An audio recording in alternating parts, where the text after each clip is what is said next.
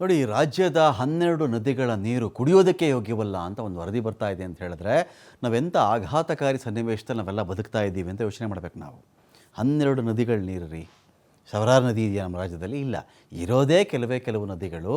ಅದರಲ್ಲೂ ಕೂಡ ಅದರ ಬಗ್ಗೆ ಮನುಷ್ಯ ತುಂಬ ಅವಲಂಬಿತನಾಗ್ಬಿಟ್ಟಿದ್ದಾನೆ. ಅದರಲ್ಲಿ ಆ ನದಿಗಳ ನೀರು ಕುಡಿಯೋದಕ್ಕೆ ಯೋಗ್ಯವಲ್ಲ. ಮನುಷ್ಯ ತ್ಯಾಜ್ಯದಲ್ಲಿ ಇರಬಹುದಾದಂಥ ಬ್ಯಾಕ್ಟೀರಿಯಾಗಳೆಲ್ಲ ಆ ನೀರಲ್ಲಿ ಸಿಗ್ತಾ ಇದೆ ಅಂತ ಹೇಳಿದ್ರೆ ಏನು ಮಾಡಬೇಕು ನಾವು? ಅಂದರೆ ಎಷ್ಟೋ ಸಾವಿರಾರು ವರ್ಷಗಳಿಂದ ಬಂದಂಥ ನದಿಯನ್ನು ತೀರಾ ಮನುಕುಲ ಕೇವಲ ಒಂದು 20-30 ವರ್ಷಗಳಲ್ಲಿ ಇಷ್ಟು ಹದಗೆಡಿಸ್ಬಿಟ್ನ ಅಂತ. ಸಾವಿರ ವರ್ಷಗಳ ಕಾಲ ನಮ್ಮ ಹಿರಿಯರು ನದಿಗಳನ್ನು ದೇವರ ಸ್ಥಾನದಲ್ಲಿ ನೋಡಿ ಜೀವ ನದಿಗಳು, ಜೀವ ಸೆಲೆಗಳು, ನಾಗರಿಕತೆಯ ತೊಟ್ಟಿಲು, ದೇವರು ಪೂಜೆ ಮಾಡಿ ಆರತಿ ಮಾಡಿ ಅಂತ ಮಾಡ್ಕೊಂಡು ಬಂದಂಥ ನದಿಗಳನ್ನು ಏನು ಮಾಡ್ತಾ ಇದ್ದೀವಿ ನಾವು? ಈ ಒಂದು ಕೈಗಾರಿಕೀಕರಣ, ಅಭಿವೃದ್ಧಿ, ಇನ್ವೆಸ್ಟ್ಮೆಂಟು, ಲಾಭ, ಈ ಪ್ರಲೋಭನೆಯಲ್ಲಿ, ಈ ಒತ್ತಡಕ್ಕೊಳಗಾಗಿ ನಾವು 12 ನದಿಗಳ ನೀರನ್ನು ಹಾಳು ಮಾಡಿ ಬಿಸಾಕಿದ್ದೀವಿ ನೋಡಿ. ರಾಜ್ಯ ಮಾಲಿನ್ಯ ನಿಯಂತ್ರಣ ಮಂಡಳಿಯಿಂದ ಆಘಾತಕಾರಿ ವರದಿ ಬಂದಿರೋದಿದು. 12 ಪ್ರಮುಖ ನದಿಗಳ ಪೈಕಿ ಯಾವ ನದಿಗಳ ನೀರು ಎ ದರ್ಜೆಗೆ ಸೇರೇ ಇಲ್ಲ. ಎ ದರ್ಜೆಗೆ ಇಲ್ಲ. ಇಲ್ಲಿ 12 ನದಿಗಳ ಪೈಕಿ ನೇತ್ರಾವತಿ ನದಿ ನೀರು ಮಾತ್ರ ಬಿ ದರ್ಜೆ ಗುಣಮಟ್ಟವನ್ನು ಮೇಂಟೈನ್ ಮಾಡಿರೋದು. ಈ ನೀರನ್ನು, ನೇತ್ರಾವತಿ ನದಿ ನೀರಿದು ಸ್ನಾನ ಅಥವಾ ಗೃಹ ಬಳಕೆಗೆ ಉಪಯೋಗಿಸಬಹುದು.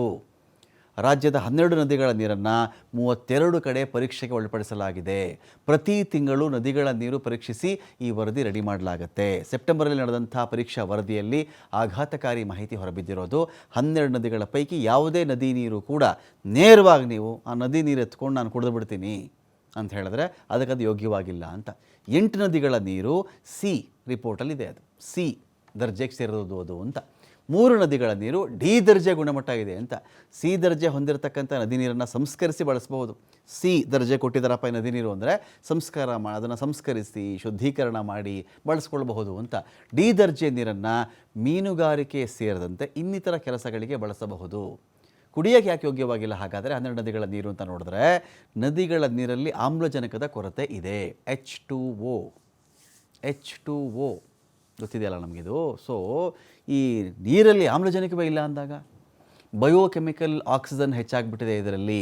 ಕೋಲಿಫಾರ್ಮ್ ಬ್ಯಾಕ್ಟೀರಿಯಾ, ಮಾನವ ತ್ಯಾಜ್ಯದಲ್ಲಿ ಇರಬಹುದಾದಂಥ ಬ್ಯಾಕ್ಟೀರಿಯಾ ಇದು ಕೋಲಿಫಾರ್ಮ್.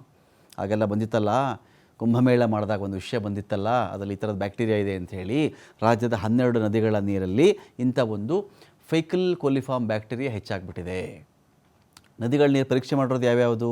ನೇತ್ರಾವತಿ ಬಿ ದರ್ಜೆ ಆ ನದಿ ನೀರಿಗೆ, ಲಕ್ಷ್ಮಣ ತೀರ್ಥ ಸಿ ದರ್ಜೆ, ತುಂಗಭದ್ರಾ ಸಿ ದರ್ಜೆ, ಕಾವೇರಿ ಸಿ ದರ್ಜೆ. ಎಲ್ಲ ಬೆಂಗಳೂರು ಕಾವೇರಿ ನೀರು ಅಂತ ಮಾತಾಡ್ತಾರಲ್ಲ, ಅಂತಹ ಕಾವೇರಿ ನದಿಯ ನೀರೇ ಸಿ ದರ್ಜೆಗೆ ಹೋಗ್ಬಿಟ್ಟಿದೆ. ತುಂಗ ಸಿ ದರ್ಜೆ, ಭದ್ರಾ ಸಿ ದರ್ಜೆ, ಕಬಿನಿ ಸಿ ದರ್ಜೆ, ಕೃಷ್ಣಾ ಸಿ ದರ್ಜೆ, ಶಿಂಷಾ ಸಿ ದರ್ಜೆ, ಭೀಮಾ ಡಿ ದರ್ಜೆ, ಕಾಗಿನಾ ಡಿ ದರ್ಜೆ, ಅರ್ಕಾವತಿ ಡಿ ದರ್ಜೆ. ಹಾಗಾಗಿ ನಮ್ಮೆಲ್ಲರ ಜವಾಬ್ದಾರಿ ಏನು ಅಂತ ಹೇಳಿದ್ರೆ, ನಾವು ಹುಟ್ಟಿದ್ದೀವಿ, ನಾವು ಬದುಕ್ತಿದ್ದೀವಿ, ನಾವು ನೀರು ಕುಡಿತೀವಿ, ನಮ್ಮ ನೆಕ್ಸ್ಟ್ ಜನ್ರೇಷನ್ನು, ಪ್ರಾಣಿ ಪಕ್ಷಿ ಸಂಕುಲ, ವನ್ಯಮೃಗಗಳು ಏನಾದರೂ ಹಾಳಾಗಿ ಹೋಗಲಿ, ತಿಂದು ತೇಗಿ ಅದನ್ನೆಲ್ಲ ಬಳಸ್ಕೊಂಡು ಹಾಳು ಮಾಡಿ ಕಡೆಗೆ ವಿಷಾನು ನೀರಿಗೆ ಸೇರಿಸಿ ನಮ್ಮ ಜೀವನ ಮುಗಿಸ್ಕೊಂಡು ಹೋಗ್ಬಿಡೋದ? ನೋ.